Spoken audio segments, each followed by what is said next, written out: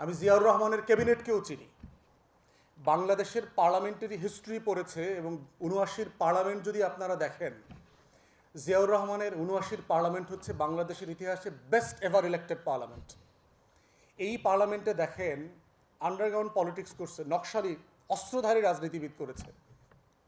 তোহার মতো লোকদেরকে এমপি বানায় নিয়ে আসছে না? তোহার রাজনীতি কি জিয়াউর রহমানের রাজনীতি?